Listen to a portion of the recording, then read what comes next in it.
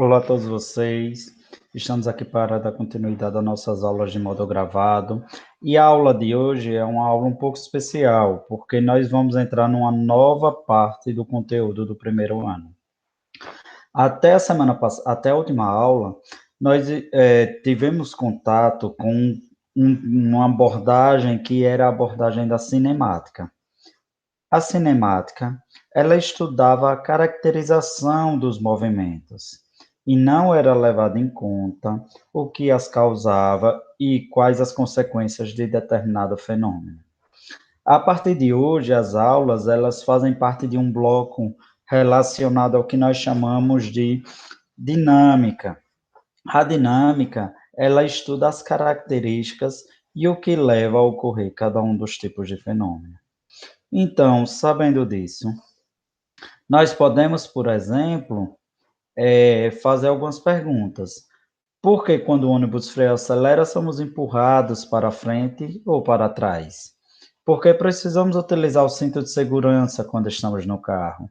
Como é possível retirar o papel debaixo de uma garrafa sem tirá-lo do lugar? E por que não é possível uma pessoa se erguer puxando o seu próprio cabelo? Então, essas são perguntas norteadoras que têm a ver com essa parte de conceitos da física. Então, eu quero que fique bem claro. Agora a gente não vai caracterizar o movimento. Nós vamos estudar o que causa e quais são as consequências de determinado movimento, seja ele retilíneo uniforme, seja ele retilíneo uniformemente variado. Então, vamos lá. Para começar a definir, nós vamos falar sobre as leis de Newton. As leis de Newton, elas determinam como a ação de determinadas forças influencia o estado de movimento dos corpos. Então, Newton foi o primeiro a estudar quais as consequências da aplicação de uma determinada força, a depender do sentido e direção que ela seja aplicada, em um corpo, e como isso ocorreria de forma quantitativa. Isaac Newton, eu acho que é bom a gente começar a diferenciar ele, porque ele tem vamos dizer assim, contributos tanto na física quanto na matemática, mas ao contrário de Aristóteles e Galileu Galilei, que já são estudados na filosofia por vocês, Isaac Newton ele é abordado a primeira vez, eu acredito que na física, a nível médio. Então, esse cara aí, ele foi grande contribuidor na área de ciências, principalmente em física e para matemática, e ele também teve grande parte da filosofia. Ele nasceu no ano de morte de Galileu Galilei. Então, dentre os trabalhos de Newton, ele foi o criador da lei da gravitação universal, que, por exemplo, possibilitou o envio de satélites para o espaço, o estudo de fenômenos de óptica, que nós também estudamos durante o ensino médio, que ele consegue caracterizar sobre a cor dos corpos, o espectro aqui das cores tem até um experimento muito famoso, denominado disco de Newton, a criação do cálculo diferencial integral, lá da matemática, o binômio de Newton e o estudo dos movimentos. Ele é mais conhecido por as leis de Newton, que é aqui esse tópico 5, que é realmente o que nós vamos estudar hoje. Então, nós começamos definindo que a lei de Newton relaciona a força com a forma que o movimento se comporta. Então, é bom a gente definir força. A força não é nada mais como qualquer agente que você consegue produzir uma aceleração ou uma deformação, se for aplicada em determinada direção que não dê para movimentar o corpo. E a força também, ela não é contida de um objeto, ela é resultado da interação entre dois ou mais objetos.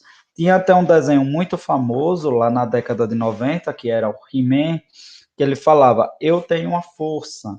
Então, olha, ou lá no Jornada das Estrelas, quando falavam que a força esteja com você.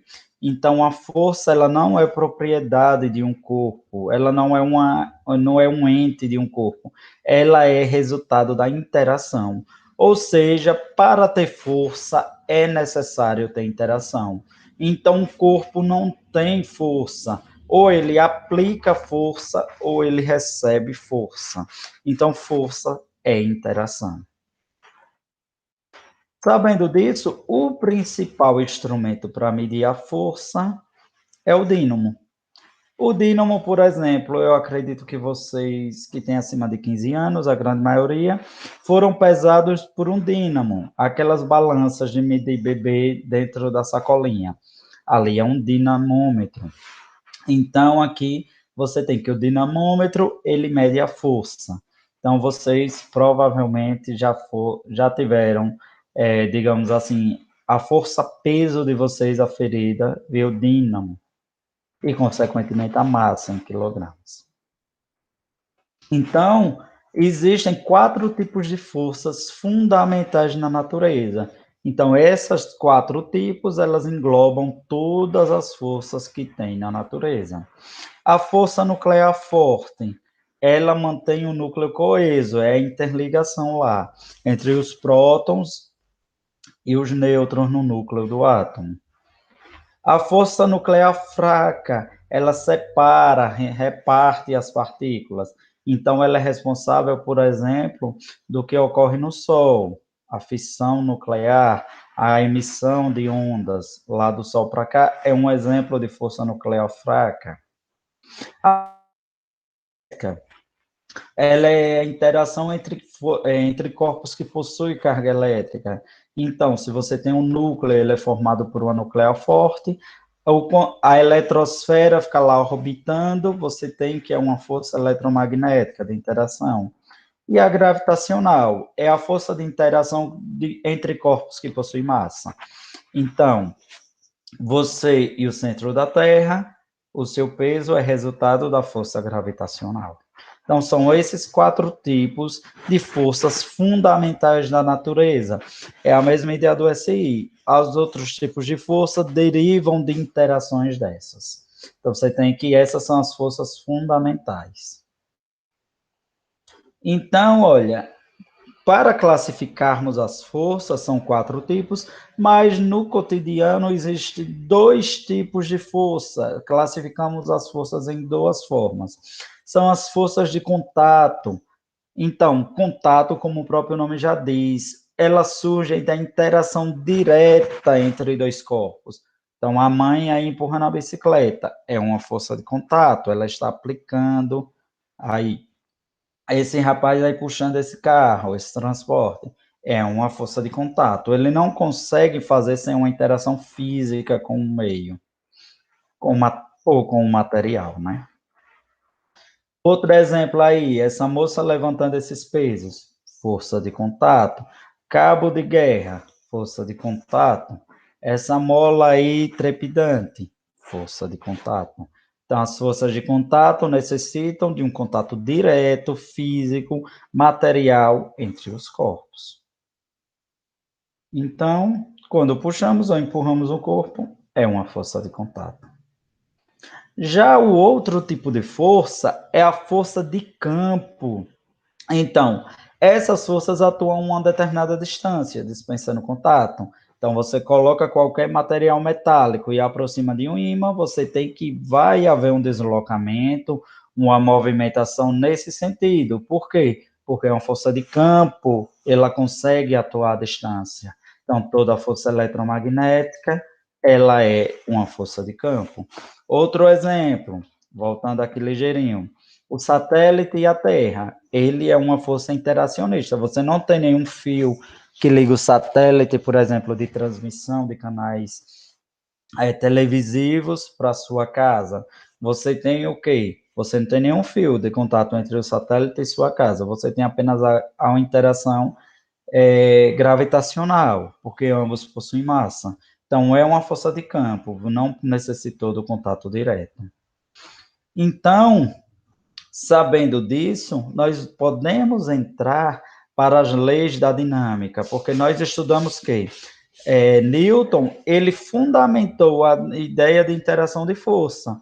Então, as leis de Newton, ele traz toda a abordagem quantitativa e qualitativa de como são as interações das forças com o campo. Então, ele fez isso tudo, essas 3 leis foram publicadas nesse livro, Princípio da Matemática e Filosofia Natural. Então, olha, a primeira lei da inércia. Todo o corpo continua em seu estado de repouso ou de movimento uniforme em linha reta, a menos que ele seja forçado a mudar aquele estado por forças imprimidas sobre ele. Então, lembre-se, o movimento uniforme em linha reta, o movimento retilíneo uniforme, ele tem aceleração zero. Então, toda vez que o corpo estiver com aceleração zero, ele só vai mudar essa forma só e somente se tiver alguma força aplicada. Então, olha, isso daí vai muito com o que condiz com os 2 caras que fundamentaram as ideias de movimento moderno, Aristóteles e Galileu Galilei. Segundo Aristóteles, o movimento de um corpo não é um estado natural. Para que ele ocorra, é necessária a ação de uma força. Então, ele fala o quê? Que um movimento de um corpo qualquer. Já Newton, ele já dá uma frisada um pouco mais para frente. Já Galileu, ele utilizou a fundamentação da inércia. É uma tendência natural em manter velocidade constante. Então, olha, inércia não é uma força, é um estado de permanência ocupada por um corpo. Então, é um estado de espírito, como alguns físicos brincam. Então, Newton utilizou a ideia de Galileu, da necessidade de definição de inércia, que foi feita por Galileu, e ele utilizou de Aristóteles essa parte aí da força. Então, o que ele fez? Ele relacionou as 2 teorias. Se bem que Galileu, todo o trabalho dele já tinha uma correlação lá com Aristóteles. Eles já são vamos dizer, da mecânica dinâmica moderna, eles são tipo os pais, podemos dizer assim, tanto que a gente já vê isso lá na queda livre. Então, Aristóteles deu a ideia de força, a ação de uma força para mudar o que é um estado natural, e aqui esse estado natural ele já é chamado por Galileu de inércia, já tem um nome dado, que é de manter a velocidade constante. Então, Newton ele dá essa fundamentação teórica. Então, a inércia é uma tendência dos corpos manterem velocidades constantes. Então, olhe, ou em repouso, para ele ter uma velocidade constante, ou no retilíneo uniforme. Então, a grandeza física que mede a quantidade de inércia de um corpo é a massa. Quanto maior a massa, mais difícil de tirar esse corpo da inércia. Então, espero que vocês entendam. Empurrar uma barra de ferro de 1 quilo, você vai aplicar uma força, mudar uma de 100 quilos, você vai aplicar uma força muito maior. Algumas situações que a lei da inércia aparece, ou seja, aqui no ônibus, você está, tipo, em um movimento uniforme. Então, bora lá, quando você aplica uma força de frenagem, lá o motorista para parar, ele está aplicando uma força, a tendência, quando ele freia, a tendência é você ir para frente. Por quê?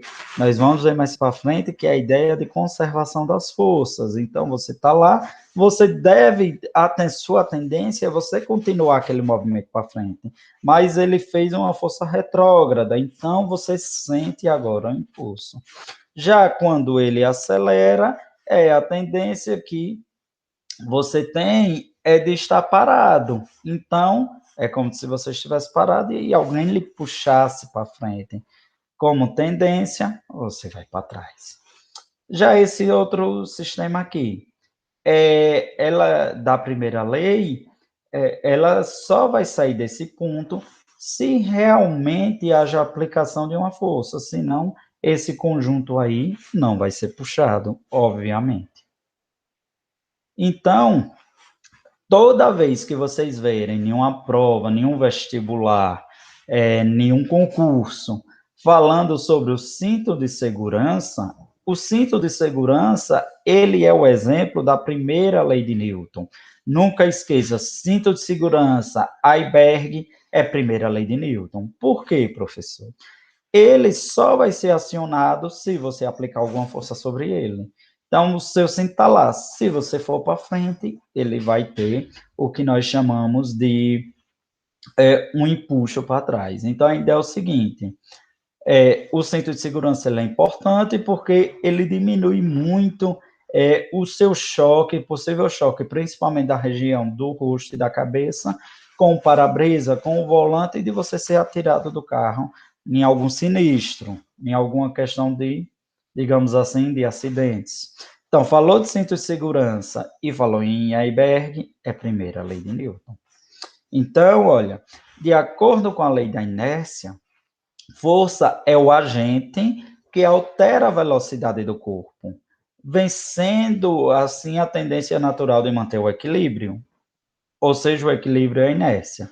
Então, olha, se a força resultante sobre o corpo é zero, aqui, pessoal, esses quadradinhos, eles foi que deu uma descompactada, mas ele tem uma seta em cima, que é a representação de vetor. Se a força resultante é igual a zero, nós temos que a velocidade é constante. Para a velocidade do corpo ser constante, só são possíveis duas situações. Ou ele está em repouso, ou ele está em movimento retilíneo uniforme. Então, todo o corpo em equilíbrio mantém, por sua inércia, a velocidade constante. Então, essa é a primeira lei de Newton. E para a gente fechar, é bom a gente dar uma relembrada do que são referenciais inerciais. Referencial inercial nada mais é do que um referencial que você tem que ele não está sendo acelerado. Então, a lei de Newton, ela utiliza tanto se você estiver em velocidade constante, quanto se você estiver como referencial parado. Então, para ser um referencial inercial, o corpo não pode estar, o referencial não pode ser acelerado durante a medida do movimento. Eu estou dentro de um ônibus, que esse ônibus acelera e freia. Ele não é um referencial inercial durante todo o movimento. Ele pode ser inercial durante determinados intervalos de tempo. Então, as leis de Newton só valem quando ele for um referencial inercial. Então, eu quero que vocês entendam, a lei de Newton só é aplicada para referenciais inerciais, como também para baixas velocidades. Professor, o que é baixa velocidade? Velocidade cotidiana, até 100 metros por segundo, tudo ok. Professor, o que é uma velocidade alta? A velocidade da luz. Então, corpos a velocidade próximas à da luz não são utilizadas as leis de Newton.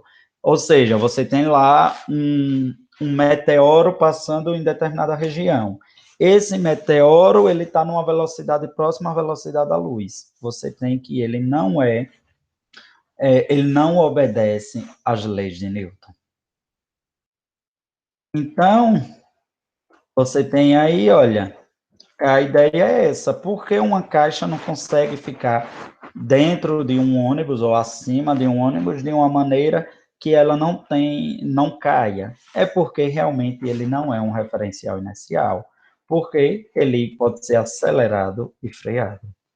Então, o referencial só é considerado inercial se estiver em equilíbrio, ou seja, ele estiver não possui aceleração e, consequentemente, está em repouso. Então, as leis de Newton somente são válidas para referenciais inerciais. Já é importante saber também o tempo que você faz um determinado movimento. Quando você tem um movimento que ele dura muito tempo, por exemplo, o ciclo de um planeta ou o movimento de um satélite de um astro a outro, você já utiliza um referencial estelar, porque são posições que são invariantes com o tempo. Ou seja, por isso que você consegue determinar quais são as constelações de determinado sistema, porque assim elas são estrelas fixas de lugar. Então, uma dicasinha aí para vocês, também baseada em algumas questões de vestibular, já feitos aí, e para a gente fazer, é bom, assim, para vocês entenderem como ocorre. Se você tivesse uma balança dentro de um elevador e você quisesse mensurar sua massa e, consequentemente, a força-peso, você teria que, quando você teria como determinar a interação da gravidade sobre a sua força-peso, por exemplo. Se você fosse para cima, lá com a balança abaixo de seus pés, você teria que a força que é aplicada para elevar o elevador e a força que seu corpo faz sobre ela, elas estariam influenciando para você ter uma massa maior do que a real. Então, por exemplo, você pesa 80 quilos, você está lá dentro do elevador, você teria que, seria mensurado, quando estivesse no momento de subida, uma massa de 85 quilos. Quando estivesse no momento de descida, 75 quilos. Por que isso? É para dizer a vocês que nas leis de Newton, a gravidade ela é super, principalmente quando estivermos falando de movimentos na vertical. Então, sabendo disso, nós temos que a necessidade de entender o que é gravidade e os lançamentos verticais, como nós vimos lá nas outras, é total importante, porque a lei de Newton, ela não vai mais lhe explicar o que é um movimento vertical, ela não vai explicar o que é um movimento retilíneo uniforme ou uniformemente variado, ela apenas vai citar e você já tem que ter implícito como é a caracterização desses elementos. Então, sabendo disso, nós já vamos para o segundo, para a segunda lei de Newton, que é o princípio fundamental da dinâmica. Então, o princípio fundamental da dinâmica é a parte mais importante das leis de Newton, porque ela diz agora de uma forma quantitativa. Antes ele só dizia, olha, você tem que determinada força vai ter uma variação na aceleração e, consequentemente, no equilíbrio ou não do corpo. A lei de Newton, a segunda, ela diz o seguinte: a força resultante é igual a massa vezes a aceleração. Então, se você tem 10 forças aplicadas sobre um corpo, o somatório dessas 10 forças, ela vai ser igual à massa do corpo sobre o qual estou aplicando vezes a aceleração causada. Massa, força e aceleração, eles sempre têm o mesmo sentido. Então, essa é a segunda lei de Newton. Então, a terceira lei de Newton, ela vai dizer o seguinte, é a lei da ação e reação. Toda ação há sempre uma reação igual ou há ações múltiplas de dois corpos que sempre são iguais e dirigidas em partes opostas. O que quer dizer isso? Se você aplica uma força em um corpo, o corpo vai aplicar uma força de mesma intensidade, de mesmo sentido, de mesmo módulo, porém de sentido oposto. Ou seja, você aplicou uma força empurrando uma porta. A porta, consequentemente, vai empurrar uma força de mesma intensidade, na mesma direção, mas o sentido oposto, contra você. Ah, professor, por que eu não sinto? Cada corpo reage a uma maneira diferente. Então, como nós vimos, cada corpo tem uma massa e cada corpo vai sofrer uma aceleração. Então, a depender da massa do corpo e na direção que se aplica essa força, ela não é sentida por o corpo. Então, ação e reação nunca vai se equilibrar entre si, ou seja, você nunca vai sentir do mesmo jeito da parede. Por quê? Porque eles são aplicados em forma diferente. Então, isso é instantâneo. Qualquer uma das forças pode ser ação ou reação. Vai depender de quem você queira utilizar como referencial. Então, se você, por exemplo, aí nadando, joga água para trás, tem impulso para frente, Se você aí, no caso, empurra o carro para frente, o atrito faz com que a roda gire no sentido, sendo empurrada para trás e o movimento do carro vai para frente. O patinador, ele aplica o impulso para trás e ele vai para frente. O jogador de bola aí chuta a bola em uma direção e volta. Então, na próxima aula, nós vamos dar um enfoque maior à segunda e à terceira lei de Newton. Espero que tenham fundamentado bem a primeira. E com isso, nós vamos dar continuidade às forças e os tipos de força. Agradeço a vocês, continuo de modo síncrono e até mais.